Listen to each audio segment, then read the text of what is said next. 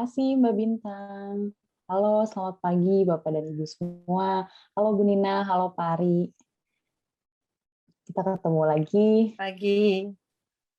Oke, nanti untuk Bapak dan Ibu ataupun teman-teman yang ingin bertanya, feel free ya untuk bertanya di chat box atau misalnya mau discuss langsung nih, mau unmute itu juga boleh banget gitu ya. Jadi kita lebih casual santai aja sih gitu untuk sharing hari ini. Nah, hari ini saya akan sharing tentang copywriting untuk branding dan juga social media ads gitu ya. Secara fundamentalnya itu nanti akan seperti apa. Mungkin saya kenal dulu kali ya, karena kan ada beberapa bapak dan ibu atau teman-teman yang belum kenal sama saya. Perkenalkan, nama saya Laurencia, saya sekarang kayak apa sih, develop digital marketing and branding agency, namanya Go Digital Indonesia. Saya sudah 8 tahun bekerja di dunia digital marketing, khususnya spesialisasinya di konten dan social media. Saat ini selain running agency, saya dan partner juga membuat satu komunitas ya untuk Gen Z, biar mereka tuh lebih terinspirasi dan juga teredukasi at the same time gitu. Oke, mungkin kita langsung mulai aja materinya untuk hari ini. Jadi section yang pertama nanti kita akan bahas seputar basic copywriting, terus yang kedua itu tentang teknik copywriting, apa aja sih gitu loh. Jadi untuk Bapak Ibu dan teman-teman semua yang masih kesulitan nih gitu untuk membuat suatu copy gitu ya, atau tulisan atau konten, bisa banget gitu pakai cara-cara yang seperti ini gitu. Nah, yang ketiga itu nanti saya mau kasih sedikit tips dan triknya juga, beberapa rules untuk ads ya gitu. Dan ini memang didapatkan juga dari platformnya masing-masing gitu. Jadi kalau kita mau mengiklankan suatu konten itu memang kita harus ngikutin juga tuh ketentuan si channel platform kita. Dan yang terakhir nanti ada sedikit sih, mungkin di sini ada teman-teman mahasiswa yang ingin copywriter, nanti aku kasih kayak cheat sheet atau hacks-nya gimana nih kalau kalian mau kerja jadi copywriter gitu. Oke, jadi sorry. Oke, nah ini tuh biasa yang kita lihat ya, ada copywriting yang ada di sosial media, terus kalau kita tahu beberapa brand kayak Gojek itu kan sering buat konten-konten yang sangat lucu gitu, dari sisi copywriting-nya juga lumayan apa ya, kayak catchy dan juga nge-trigger kita untuk melakukan some action ya kan, misalnya likes atau misalnya kita komen gitu dan segala macam. Kemudian kalau yang di tengah, ST ini kebetulan dulu klien yang saya handle waktu saya kerja di agency gitu. Jadi ini copywriting yang saya buat gitu. Nah ini contoh untuk copywriting social media. Target market itu adalah lebih ke anak muda ya.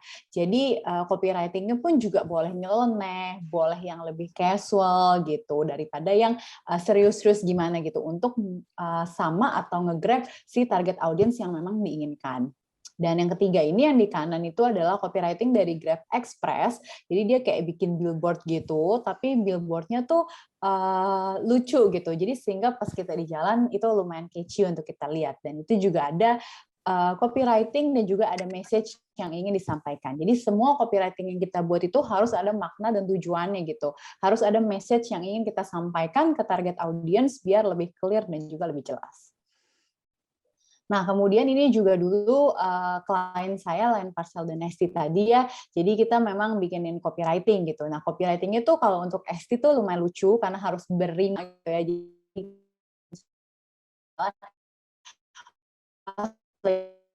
betul ada gitu. Jadi memang kita mau buat konsepnya tuh lebih berima gitu. Copy on social media. Yang tengah juga gitu ya, III gitu rimanya. Dan untuk klien parcel kita memang ada beberapa konten yang lebih witty konten atau lebih casual konten. Jadi waktu itu ada yang serius gitu tentang produknya, terus ada yang kayak gini gitu, memes atau witty konten misalnya cuma parcel yang ongkirnya nggak bikin deg-degan gitu. Jadi biar tetap kita merangkul semua target audience. Nah, copywriting sendiri itu kan memang suatu metode ya untuk membuat materi. Biasanya mostly berupa tulisan yang berfungsi untuk mengajak calon konsumen untuk membeli atau memakai barang dan jasa yang kita jual gitu loh. Ya tujuannya ya jualan ya kan, atau branding juga bisa gitu. Karena kalau misalnya tujuannya nggak ada, ya ngapain kita buat copywriting, sesimpel itu. Terus kenapa kita perlu copywriting? Nah, copywriting itu sebetulnya memiliki fungsi atau tujuan ya kayak salesman gitu dalam bentuk tulisan. Mungkin Bapak dan Ibu atau teman-teman kalau dulu itu kita kan kalau salesman yang offline kan suka gedor-gedor pintu, kita by verbal gitu kan, ngomong, gue punya produk ini nih, gue punya produk ini gitu. Tapi kalau misalnya copywriting tuh kita harus meng-convince atau bisa mempersuade si audiens tuh semuanya hanya dalam bentuk tulisan gitu. Nah itu tuh lumayan challenging. Kenapa? Karena ya dengan baca aja kita mau loh beli produk atau jasa dia gitu kan. Dengan membaca aja kita mau loh akhirnya follow atau subscribe ya kan sosmed channel kita gitu. Nah, hal itu yang lumayan challenging gitu kan. Nah, bagaimana kita bisa mempersuade para audiens biar mereka melakukan action gitu hanya dalam bentuk tulisan. Nah, ini yang harus kita pelajari lebih dalam lagi gitu tekniknya. Nah, yang kedua adalah dengan copywriting kita tentu bisa menyampaikan kelebihan produk atau jasa kita dari sudut pandang lain.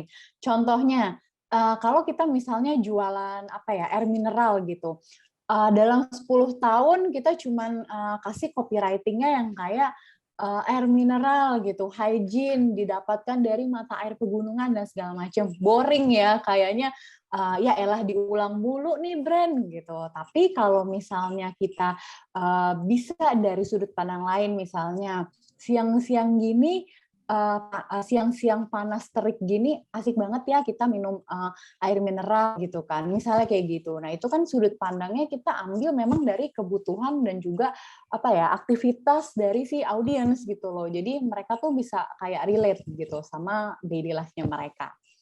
Nah yang ketiga dengan copywriting itu tentu dapat menunjang branding gitu. Jadi kita bisa banget bikin branding konten melalui copywriting, tapi tetap message-nya tuh nggak akan hilang gitu untuk si target audience. Kemudian yang keempat, kita bisa promosi dengan kata-kata yang lebih menjangkau target audience. Misalnya ada promo, tapi kalau kita bikin promonya cuma 30% diskon hanya di sini pada tanggal segini, boring kan gitu. Jadi kita bisa yang kayak, yuk Ibu gitu kan, mumpung mau Ramadan nih misalnya, yuk ajak buah hati kamu, ajak buah hati kalian misalnya untuk beli mainan ini nih lagi diskon nih bla bla bla bla bla bla gitu. Jadi lebih ada storytelling gitu loh di dalam situ.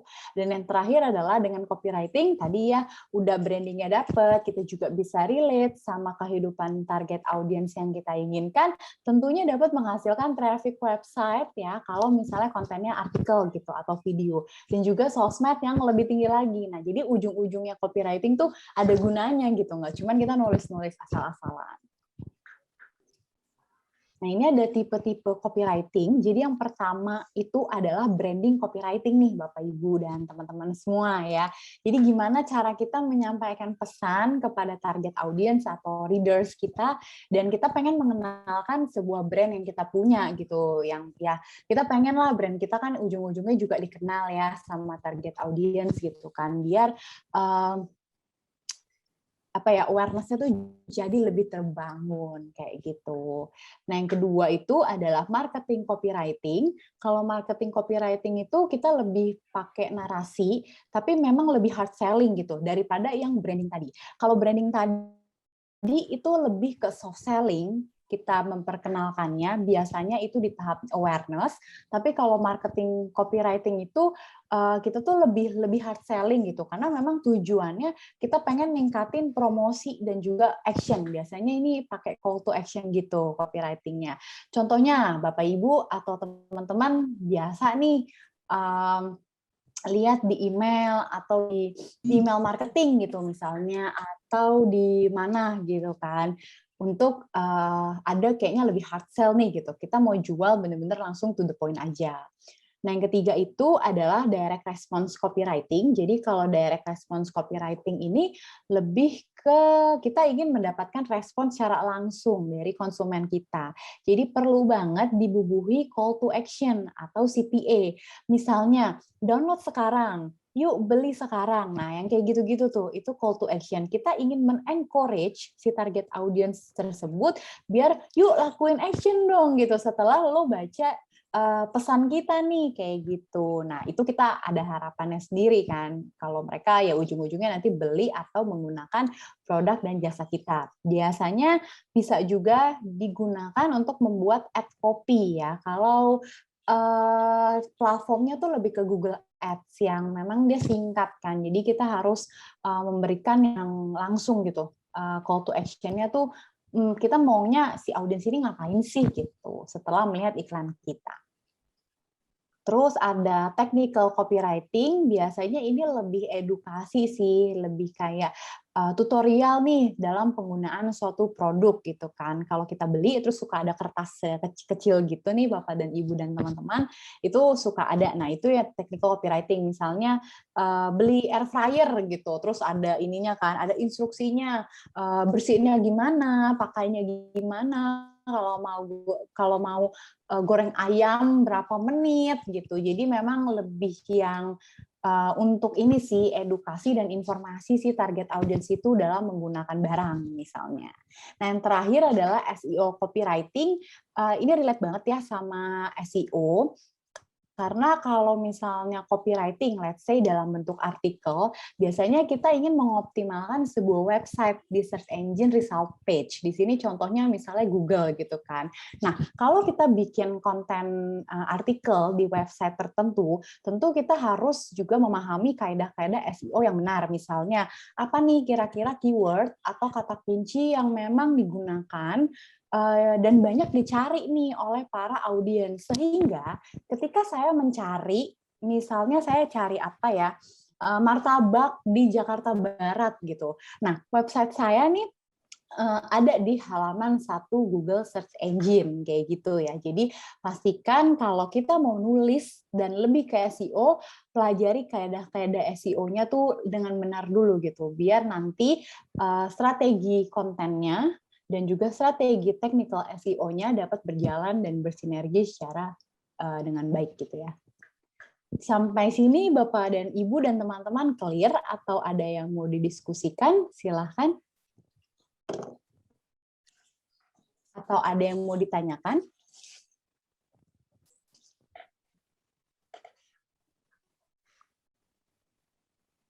Mungkin lanjut dulu sebentar sampai 10.55, lalu kita masuk ke sesi diskusi, gitu Kak. Oke, baik Mbak Bintang. Berarti saya lanjut ya. Thank you.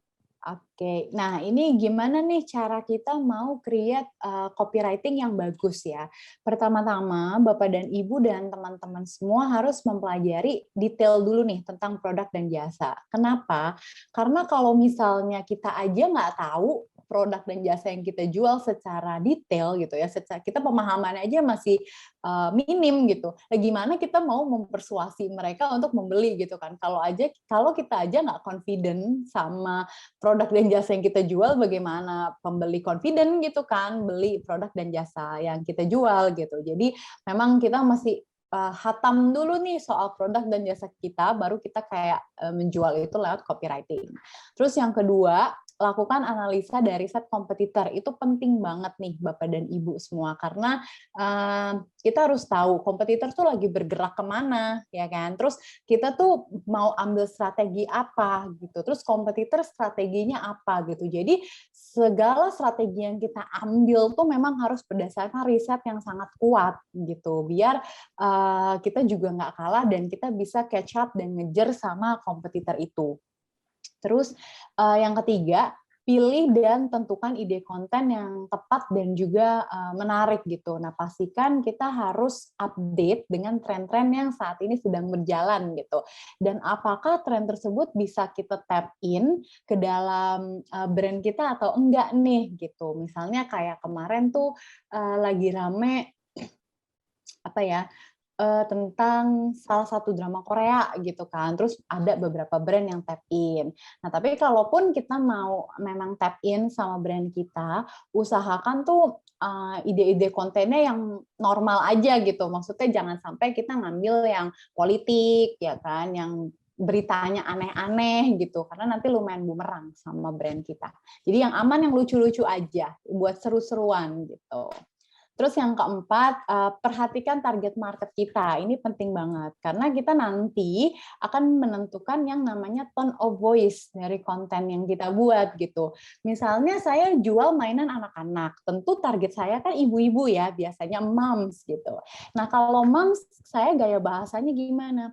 Harus lebih storytelling. Misalnya, moms si buah hati kesulitan bla bla bla bla bla bla gitu. Jangan pakai bahasa yang anak muda yang pakai bro gitu, sis gitu kan, karena nggak cocok. Begitu juga kalau kita misalnya jualan produk yang sangat luxury gitu. Let's say tas 50 juta harganya. Nggak mungkin kita pakai bisa bro and sis ya kan, itu nggak masuk. Mungkin kita biasanya pakai bahasa Inggris, ya kan, yang terlihat lebih elegan dan sophisticated. Nah, kayak gitu. Jadi sangat amat penting untuk perhatikan siapa target market, biar gaya bahasa kita tuh cocok gitu loh penyampaiannya. Nah, yang terakhir adalah pahami juga struktur penulisan yang tepat. Jadi ya kayak inilah KBBI dan juga kaidah dalam bahasa Indonesia ya, SPOK misalnya, terus ya penulisan-penulisan lainnya seperti apa biar jadi satu kesatuan konten yang sangat menarik gitu untuk dikonsumsi oleh readers-nya. Nah, ini saya pernah bikin konten di community kita, di community saya gitu ya, bahwa kalau dulu konsepnya tuh lebih ke AIDA nih gitu. Jadi attention, interest, desire, sama action. Jadi kalau yang AID itu lebih ke yang psikologis konsumen, tapi kalau yang action itu lebih yang tindakannya gitu. Kalau dulu tuh kalau misalnya orang udah kenal produk kita, mereka tertarik, mereka beli dan iya ya mereka udah pengen beli dan akhirnya mereka beli gitu kan. Tapi kalau sekarang ketika era teknologi udah lumayan berjalan dengan baik gitu ya, udah kayak semua udah didominasi lah sama teknologi, itu agak sedikit pergeseran dari yang AIDA jadi AISAS gitu loh. Nah, AISAS ini apa? Sebenarnya dari yang AI-nya sama gitu ya. Orang udah orang udah kenal produk dan jasa kita. Kemudian dia tertarik gitu ya, mempelajari, kayaknya nih boleh nih buat saya gitu, cocok.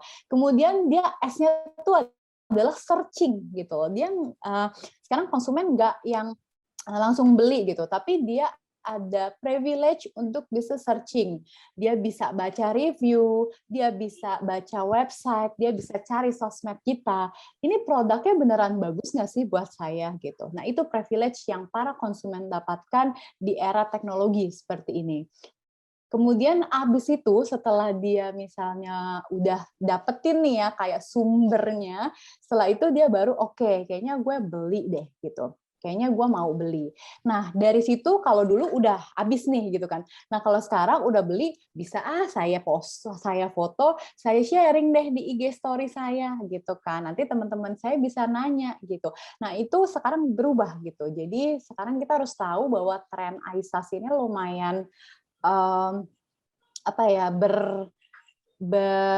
ini sih kayak ya udah mulai naik gitu karena ya era teknologi dan mungkin Bapak Ibu dan teman-teman juga merasakan kalau misalnya mau cari barang gitu ya sekarang searching dulu deh di Google reviewnya bagus gak ya gitu, bahkan mungkin barangnya simple sebenarnya gitu kan, apalagi barang yang lumayan luxury ya kayak mobil misalnya gitu. Nah, ini ada teknik yang pertama. Teknik yang pertama itu namanya adalah konsep PAS gitu. Jadi yang pertama itu adalah problem, agitate, dan juga solution. Problem itu nanti ada contohnya juga sih ya di next slide, tapi aku akan sedikit kasih hint-nya dulu. Problem itu gimana kita buka kalimat dengan menunjukkan masalah yang dihadapi oleh konsumen, terus agitate itu buat audiens merasa permasalahannya sedikit lebih urgent gitu. Kalau nggak terselesaikan, apa nih dampaknya? Terus solution sendiri adalah tunjukkan solusinya dan tetap bubuhkan pakai produk dan jasa kita. Jadi ujung-ujungnya kita mau kasih mereka solusi, tapi pakai produk dan jasa kita kayak gitu. Contohnya ya, Bapak dan Ibu dan teman-teman semua, di problem face gitu. Ini produknya let's say ya martabak kekinian yang buka 24 jam. Masalahnya kelaparan tengah malam. Jadi kopinya bisa simpel ini. Lapar tengah malam tapi bingung cari makanan di mana gitu. Ini bisa banget digunakan gitu ya. Jadi masalahnya tuh memang dia kelaparan nih si target audiens kita.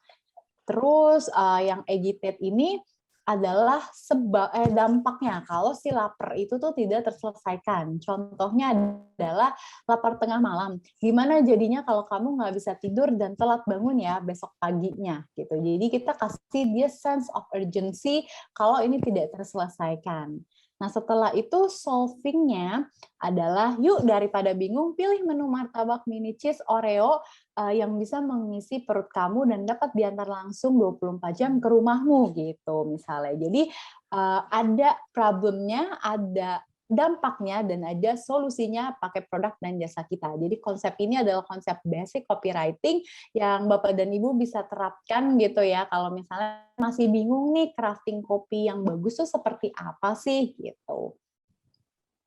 Nah, konsep yang kedua ini adalah FAB atau feature, advantage, dan juga benefit gitu. Jadi kalau feature itu kita bahas nih tentang kelebihan dan fitur produk dan jasa kita.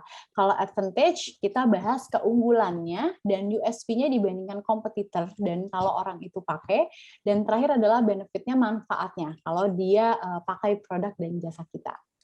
Contohnya, misalnya kita bikin satu caption untuk produk kecantikan ya. Ini contoh aja ya Bapak dan Ibu.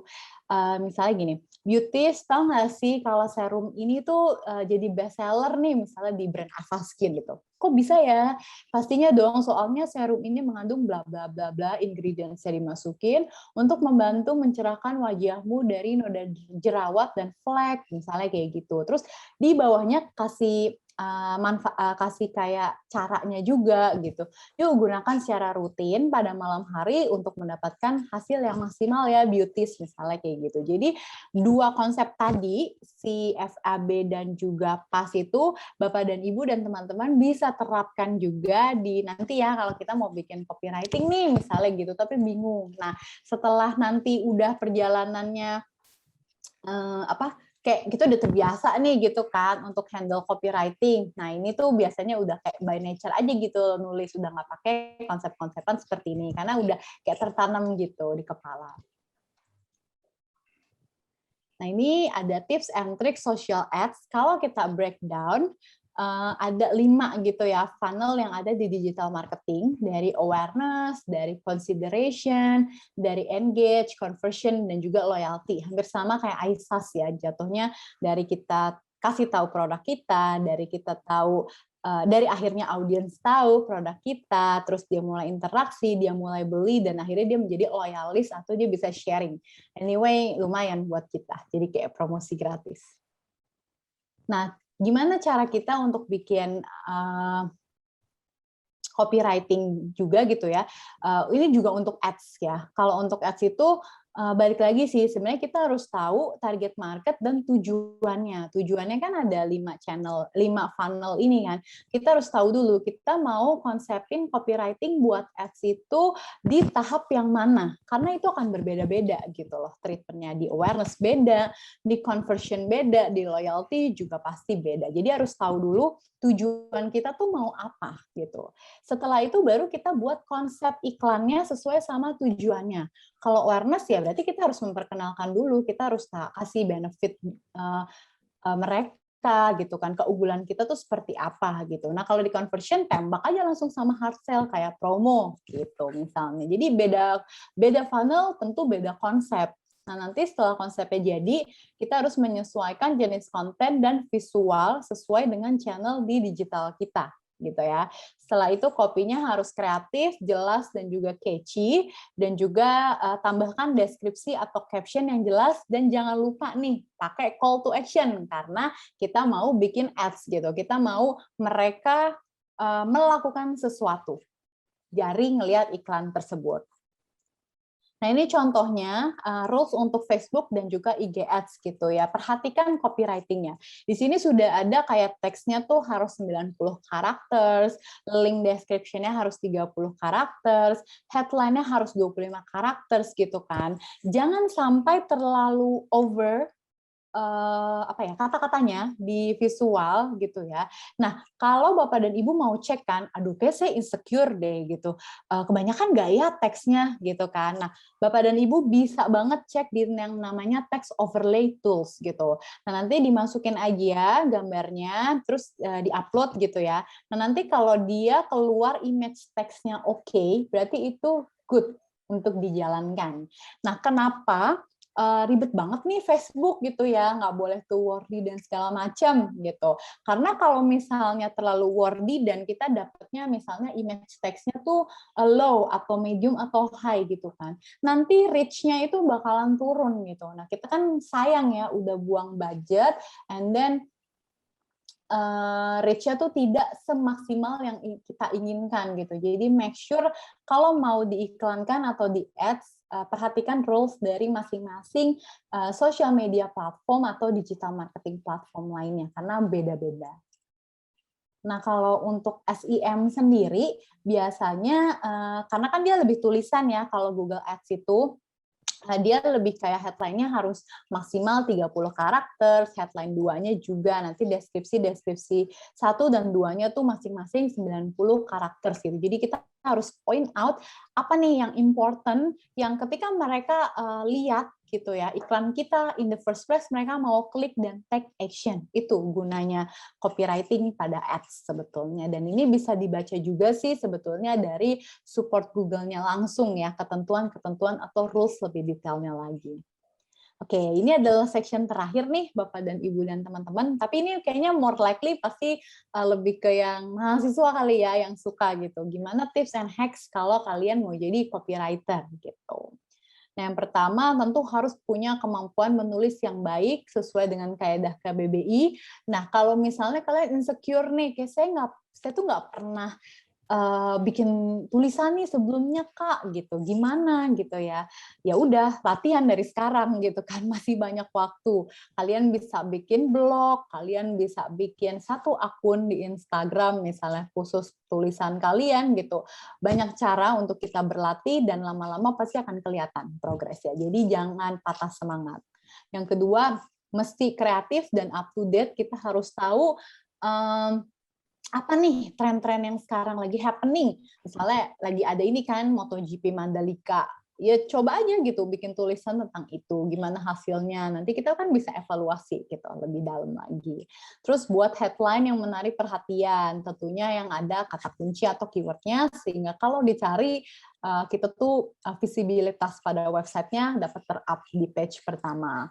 Terus kontennya harus menyenangkan tapi tetap informatif. Jadi karena kan kalau misalnya ini tapi beda ya, kecuali kalau news nih ya, kalau news ya lu mesti formal gitu kan. Tapi kalau misalnya konten untuk audiens yang kayak di portal berita community ya bikin aja yang menyenangkan tapi tetap informatif. Intinya harus valuable sih, karena kalau kita mau baca sesuatu, kita ingin gain sesuatu gitu kan.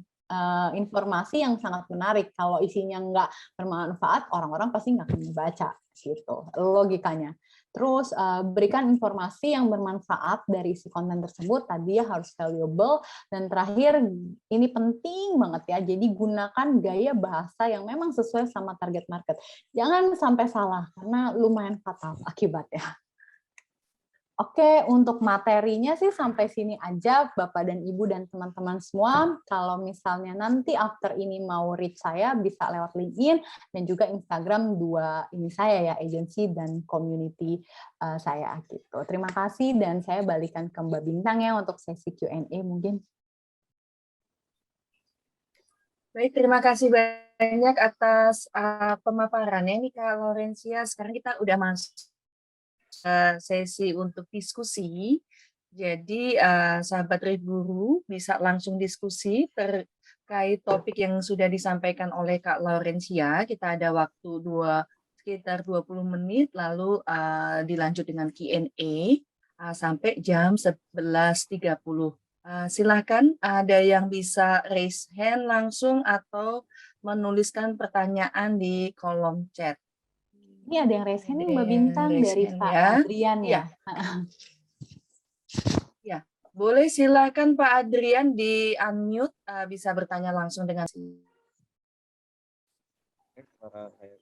Halo Pak Adrian, salam kenal. Ya, salam kenal. Perkenalkan, saya Andrian dari Tessen Morita. Perusahaan kami bergerak di bidang farmasi, produk farmasi. Saat ini kami sedang melakukan branding melalui sosial media dan website juga ya. Konten-konten di website kami. Di website kami kebetulan ada kayak blog seperti itu dan ada konten-konten yang bisa dituliskan di dalamnya. Kami sudah tentuin planning untuk konten kami dan tujuannya salah satunya adalah untuk menaikkan brand awareness karena produk kami kan masih baru di masyarakat dan kita mau mengenalkan produk kita di masyarakat ya. Yang mau ditanyakan untuk menaikkan SEO ini terutama di mesin pencarian kayak Google, apakah kayak teknik cloning ke beberapa website masih efektif untuk saat ini? Berarti Jadi lebih ke off page ya Mas Adrian? Iya. Jadi konten-konten yang ada di blog kami itu di-cloning ke beberapa website, apakah itu masih efektif untuk dinaikkan ke SEO seperti itu atau bagaimana, mungkin ada penjelasan. Oke, terima kasih Pak Adrian. Kalau menurut saya masih efektif sih Pak untuk off-page optimization artikel tersebut gitu ya. Cuman yang menjadi PR ya memang idenya itu sih, misalnya kayak ide konten apa ya yang bisa kita lempar ke forum atau ke community gitu kan, sehingga pas ada backlink-nya mereka tuh mau ngeklik gitu. Tapi masih efektif sih Pak. Maksudnya untuk penyebaran si konten di luar digital asset yang kita punya gitu ya, let's say website. Gitu sih Pak Adrian. Mungkin Pak Adrian ada follow up question lagi, silahkan kalau belum jelas atau pengen didiskusikan. Itu dulu sih. Oke, terima kasih Pak Adrian. Ini ada lagi ya yang resen nih Mbak Bintang dari Pak. Untuk Pak Jupiter, silakan Bapak bisa di-unmute lalu bertanya langsung ke Kak Laurencia. Terima kasih.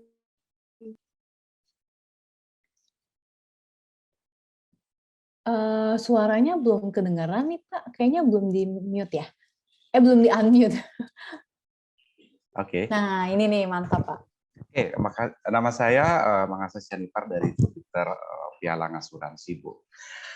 Terkait dengan aset sosial media tadi itu, saya mau tanya pilihan yang paling tepat untuk kami sebenarnya apa sih ya? Kami coba itu juga sekarang lagi formulasikan ini sebagai salah satu marketing tools ya, Bu, di perusahaan. Target perusahaan kami adalah korporasi, Bu, korporat ya. Karena kami adalah konsultan, adalah korporasi, dan di antara pihak terkait di korporasi itu adalah yang menjadi orang personal yang menjadi harus kami touch adalah owner, top management, dan paling rendah itu adalah middle management. I see. Itu targetnya. Jadi kalau saya ikut tadi pemaparan Ibu mengenai tipikal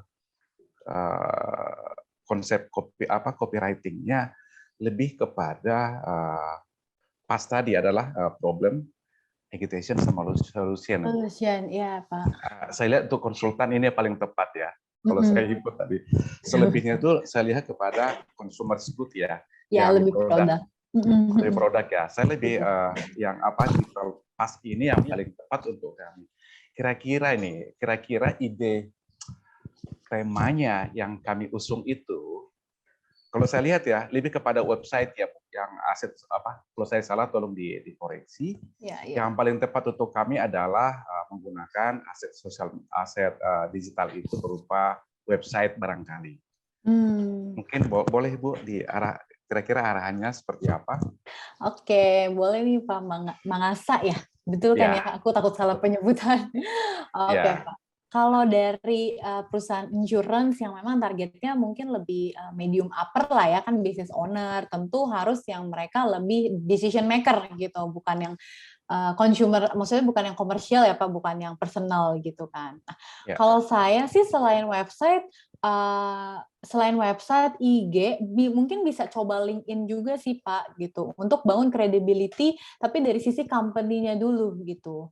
Karena jujur untuk industri insurance kadang kan lumayan tricky gitu ya. Orang tuh ada yang memiliki ketakutan, terus terutama kalau perusahaan kan itu decision-nya selain di business owner mungkin di procurement or di finance or di HRD gitu kan biasa. Jadi pakai LinkedIn tuh lumayan bisa untuk membantu kredibilitas dari sisi perusahaannya dulu gitu sih Pak. Nah, sehingga kalau untuk produknya kita bisa pakai IG misalnya, dan untuk kombinasinya antara produk branding dan juga company branding kita tentu bisa pakai website gitu kan di situ. Nah, saran saya kalau untuk ide kontennya coba cari beberapa tema yang memang cocok gitu loh, tapi yang positif ya Pak. Misalnya gini, kalau di Go Digital kita kan digital agency gitu, jadi kita biasanya bikin konten internal itu ya yang lagi happening di dunia digital seperti apa. Contoh,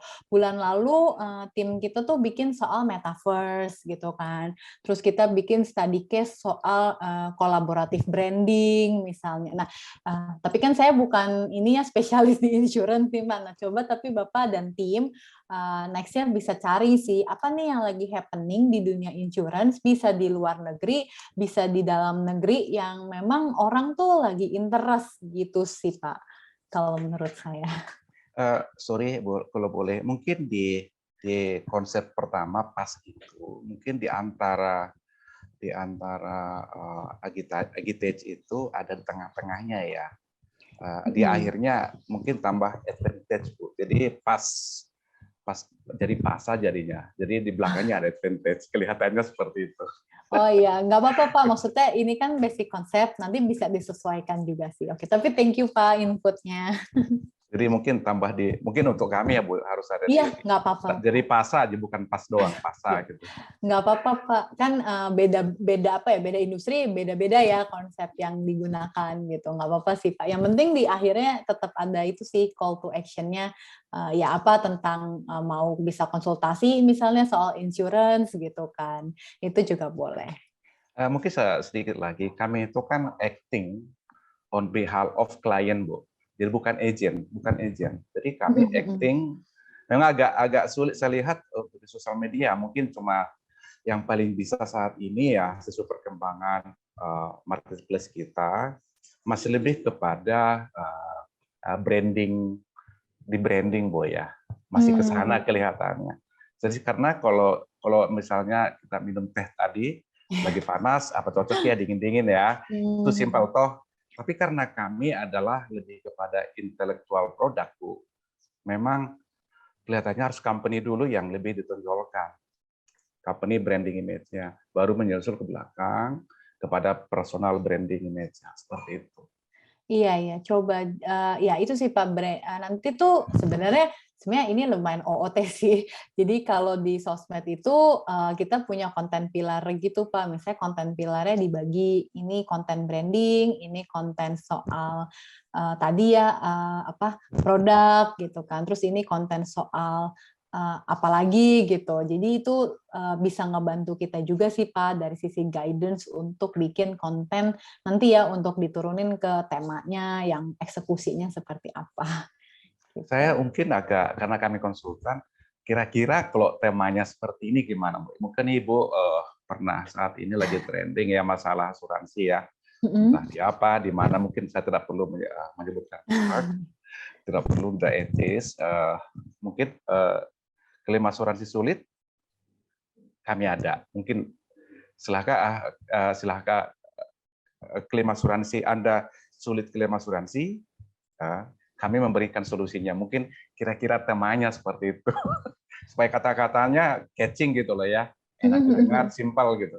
Saya lihat di sosial media harus simpel ya Bu ya. Simple Iya, tapi ada tidak lari dari substansi. Gitu. Iya, betul Pak. Mungkin secara gambaran besar bisa seperti itu, tapi kalau nanti dibikin ke caption dan artikel mesti dirantruh lagi sih Pak. Maksudnya nanti didetailkan lagi kan kata-kata. Maksudnya untuk bahasan detailnya tuh seperti apa gitu. Iya. Oke, mungkin sementara itu dari saya, Bu Laura. Terima kasih. Oke, terima kasih Pak. Good luck, good luck. Oke. Mungkin ada lagi yang mau bertanya? Selain tadi Pak Andrian dan Pak Baik, Mangasa. ada yang ingin bertanya lagi, kita masih ada waktu untuk diskusi dengan Kak Laurencia sampai pukul 11.30. Lalu kita ada break untuk ISOMA di pukul 11.30 sampai jam 12 siang. Namun bagi peserta yang ingin melanjutkan untuk sesi Q&A bersama atau diskusi bersama dengan Ibu Nina, bisa tetap stay tune atau tetap join untuk bisa berdiskusi langsung. Kami akan memberikan kesempatan di pukul 11.30 sampai pukul 12. Baik, untuk pertanyaan boleh dituliskan di kolom chat atau raise hand lagi. Silakan. Saya ada sedikit pertanyaan nih sambil kita menunggu pertanyaan dari peserta ya, Kak Laurencia ya. Boleh Mbak Bintang. Kalau andai kita ini ada sebuah perusahaan yang ingin melakukan campaign via sosial media, tapi kalau misalnya target audiensnya itu generasi millennials, sepertinya kan itu agak lebih mudah dibandingkan kalau yang targetnya itu adalah contohnya misalnya dia adalah perusahaan industrinya agriculture, misalnya pertanian, dia ingin menginformasikannya itu kepada para petani, dan mungkin dibandingkan dengan generasi milenial, mereka butuh waktu juga untuk adaptasi dengan teknologi, jadi belum banyak yang paham sosial media atau jarang menggunakan sosial media seperti itu. Itu kita strateginya itu berarti kan harus memperhatikan bahasanya, dan lalu kita pelan-pelan mengajak mereka untuk ke ini ya, ke era digital gitu ya Kak ya. PR-nya lebih besar karena harus menemukan kata-kata yang pas, mudah dimengerti oleh mereka, seperti itu ya. In term of kalau giving education ke para petani. Namun kalau ke anak muda mungkin agak lebih mudah karena kita bisa lihat trennya di lapangan seperti apa. Dan mungkin di luar sana banyak sekali perusahaan-perusahaan yang punya challenge-nya masing-masing ya Kak. Ini ya. Tapi kuncinya tuh kalau ingin brand awareness tentang apapun background industrinya, kuncinya tadi kalau Kakak boleh kasih tips Kak Laurencia, apa nih yang yang paling penting buat kita cermati gitu supaya kita tuh berhasil dan tepat sasaran gitu, karena sometimes jadi kepikiran mungkin yang di background-nya yang dengan target market we have to educate the farmers gitu ya. Tepat nggak sih kalau kita via Instagram atau TikTok gitu. Jadi harus bagaimana nih kira-kira Kak Laurencia mungkin bisa berikan tips atau masukan Kak. Oke, Mbak Bintang. Jadi memang benar kata Mbak Bintang sih, maksudnya pendekatannya kan pasti beda ya antar target market gitu. Nah, kalau sepengalaman saya, kalau yang muda, mereka tuh yang penting kampanye seru, terus bikin mereka eksis gitu kan. Jadi apa ya, mereka juga kayak pengen muncul gitu loh di permukaan. Itu kalau gen-gen sekarang lah, gen millennials, gen Z. Nah, kalau konsepnya itu lebih untuk yang mungkin ini kombinasi kali ya antara offline atau konvensional dengan digital gitu ya, kayak tadi kan agriculture atau pertanian. Nah kebetulan saya pernah dapat insight gitu dari salah satu teman saya juga yang dia itu bekerja di bidang yang konvensional plus tapi harus ada digitalnya juga gitu. Nah, itu mesti di-combine sih Mbak Bintang kalau kita bikin campaign-nya gitu. Jadi kita nggak bisa sih sebetulnya 100% into digital karena kayak ada juga beberapa part yang kita masih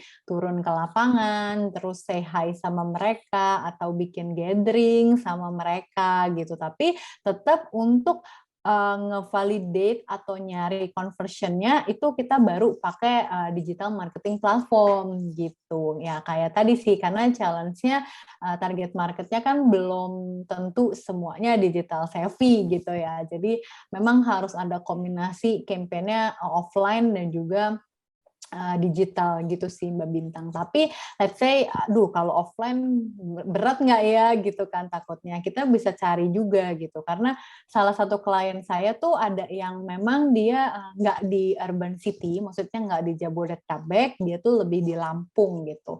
Nah, kita harus tahu juga, oke, kayaknya kalau misalnya di Lampung atau di secondary cities gitu ya, itu mereka tuh more likely ternyata insight-nya lebih pakai Facebook gitu, bukan IG gitu kan. Nah, yaudah kita main aja di Facebook-nya gitu. Nah, campaign-nya bisa dengan lebih yang mungkin tidak edukatif secara pakai bahasa yang ngejelimet gitu buat mereka, pakai bahasa yang susah gitu. Tapi kayak apa ya? Lebih ada emotional approach-nya gitu buat mereka. Yang kita pikirin gimana caranya misalnya para petani itu ketika ngelihat videonya atau nonton itu mereka tuh cocok gitu, mereka bisa ke-trigger gitu sih Mbak Bintang. Siap. Terima kasih insight-nya Kak Lorencia. Karena Sama-sama Mbak Bintang. iya, baik. Ini kami akan membuka untuk sahabat guru yang ingin bertanya, bisa langsung raise hand atau menanyakan di kolom chat. Kita masih ada waktu 10 menit lagi bersama Kak Lorencia. Ini beliau pengalamannya 28 tahun di dunia digital marketing, jadi you can ask anything nih ke Kak Lorencia ini. Ada selain tadi, ada yang minta untuk di-share ya materinya. Baik, nanti akan diinformasikan lebih lanjut ya Pak Mangasa untuk perihal sharing materi nanti seperti apa. Baik, oke. Jadi yang perlu diperhatikan tadi kita lihat segmen apa targetnya juga ya, audiensnya gitu ya. Bahasanya Betul. disesuaikan, lalu kita juga harus menyesuaikan metode mana yang paling mengena gitu supaya efektif gitu ya. Jangan kita buat di TikTok, ternyata audiens kita itu di Facebook gitu ya. Nanti jadinya wasting energi sama effortnya nanti nggak ada, hasilnya kurang maksimal seperti itu ya. Nah, kalau judulnya terlalu misalnya smart farming and precision agriculture, waduh, kayaknya jelimet gitu ya. Nah, gimana cari bahasa yang harus bisa dengan mudah dicerna oleh para petani, kecuali audiensnya mahasiswa petani mungkin akan berbeda gitu ya. Nah, Ya. Oke. Materi nanti akan di-email ke alamat email Bapak Ibu sekalian setelah acara ini. Baik, terima kasih informasinya. Kira-kira apa lagi nih yang perlu kita perhatikan ini Kak Laurencia? Kalau kita ingin memulai misalnya copywriting gitu ya, berarti pinter-pinter memilih-milih kata seperti itu kan. Terkadang mungkin harus dapat inspirasi itu dari tren yang berlaku seperti itu ya Kak ya. Jadi harus banyak dapat insight juga ya supaya kita itu bisa materi yang kita sampaikan menarik dan up to date gitu ya Kak Laurencia ya. Benar-benar, mesti banyak-banyak baca gitu ya, mesti banyak-banyak lihat kompetitor, nggak cuman yang di Indonesia gitu, tapi kita juga bisa lihat brand-brand atau brand itu bukan hanya yang B2C gitu ya, tapi yang B2B juga kan banyak. Jadi lebih membuka wawasan kita sih gitu. Jadi buka wawasan supaya kita ini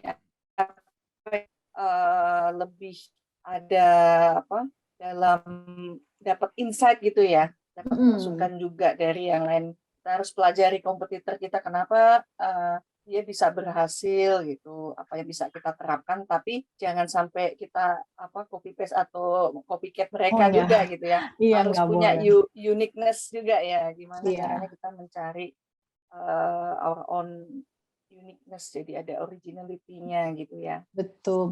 Yang nggak boleh, ya kan nanti melanggar copyright juga kalau kita langsung copy paste. Betul. Gitu. Jadi ya tetap update aja. Jadi kreatif gitu ya. Betul. Intinya tentang creativity ya kalau dunia digital marketing, sosial media, Iya, copywriting itu ya, all about creativity. Kepo yang berfaedah gitu deh. Jadi jangan kepo yang gosip gitu. Jadi ya kepo tapi lihat kompetitor gitu kan, berfaedah. Baik. Oke, saya ingin menginformasikan juga ini kepada para peserta untuk sesi kali ini. Kita nanti akan share untuk link ke Discord, di mana nanti bisa kami berikan satu sesi untuk mentoring dengan para speaker. Nanti akan kami informasikan linknya, bisa di-download di device dari masing-masing peserta. Di sana nanti kami akan berikan ruang untuk diskusi tentang materi yang didiskusikan pada hari ini, ataupun jika ada pertanyaan yang belum kepikiran nih sekarang, tapi nanti ingin lanjut ke coaching atau mentoring dengan speaker, nanti kami tim dari Rif Guru akan bantu untuk arrange kepada partisipan sekalian seperti itu. Nah, kira-kira dari Kak Laurencia ada yang mau di-sharing lagi? Kita masih ada waktu sekitar 5 menit. Mungkin ada sharing tentang kliennya Kak Laurencia nih. Sebelum dan setelah dia menetapkan atau menerapkan ilmu-ilmu yang tadi Kak Laurencia sharing nih. Misalnya dia sebelumnya gaptek atau belum tahu nih formula copywriting yang bagus itu seperti apa, gimana sih optimasi sosial media ads and branding, atau mungkin Kak Laurencia bisa kasih tips-tips agar misalnya mau belajar bisa kemana nih, lihat website apa, atau ada kayak literasi yang bisa dipelajari oleh rekan-rekan yang hadir pada kesempatan kali ini nih Kak Laurencia. Oke, saya sebetulnya tuh pernah baca buku tentang copywriting gitu ya, jadi benar-benar ini basic dan bisa diterapkan nih formulanya. Tapi saya lupa judulnya karena ketinggalan di rumah saya gitu kan. Jadi kalau nanti saya coba foto, kan kita bakalan ada sesi follow up mentoring juga gitu kan. Ya, mentoring nanti saya kasih deh judul bukunya. Itu buat yang basic gitu, yang pengen bener-bener belajar copywriting, itu bagus banget soalnya saya waktu itu juga beli gitu. Terus saya baca-baca, oh ini menarik banget nih, bener-bener insightful gitu. Tapi nanti saya foto deh, atau saya pas ketemu di Google. Siap. Nanti kalau kita ada ini ya, sesi mentoring nanti ya, bisa di-share ke para partisipan, sehingga kalau mau belajar sambil di rumah gitu kan, baca-baca during the weekend, yang benar-benar dari zero, yang nggak ada basic copywriting ya, tapi pengen terjun kayak gitu ya Kak ya. Iya. Dan itu bahasanya tuh sangat sangat ringan banget gitu. Jadi kalau misalnya saya tuh belum bisa apa-apa nih Kak gitu, nggak apa-apa, baca itu tuh benar-benar ringan dan mudah dimengerti banget gitu. Gampang banget sih itu. Jadi lebih gampang diimplementasikan gitu ya Kak ya? Gampang banget. Ya. Gampang banget, benar-benar cocok deh untuk yang mau belajar gitu. Ini terbuka ya, maksudnya belajar kan bukan untuk yang muda juga. Saya juga baca waktu itu sekalian belajar gitu. Mungkin Pak Mangasa juga kan ingin lebih dalam lagi gitu belajar. Itu benar-benar buat umum sih. Masih ada lagi yang nanya Bu? Semua nanya lagi? Boleh, silakan Bapak. Kita bisa sepertinya dari bawah lagi sebelum masih mungkin diskusi aja kali ya. Boleh Pak. Dari pengalaman Ibu 8 tahun tadi, kalau nggak salah dengar ya, Ibu pernah coba masuk ke sektor jasa nggak? Non produk ya. Kira-kira aplikasinya kayak gimana ya? Oke, ada sih Pak beberapa klien kita yang B2B, banyak sih gitu. Jadi yang pertama tuh kalau yang sekarang lagi handling, dulu tuh saya pernah megang yang jual alat-alat berat untuk F&B, kayak apa sih, misalnya oven, terus fridge, kayak refrigerator buat alat-alat berat. Dia juga melakukan branding gitu loh di sosmed gitu, itu pernah. Terus yang sekarang lagi jalan tuh B2B juga, salah satunya tuh dia akademi tapi di bidang tech gitu loh, di bidang teknologi. Itu juga kita bantu mereka untuk branding gitu. Ada sih, maksudnya meningkat gitu loh, ada progresnya gitu kan.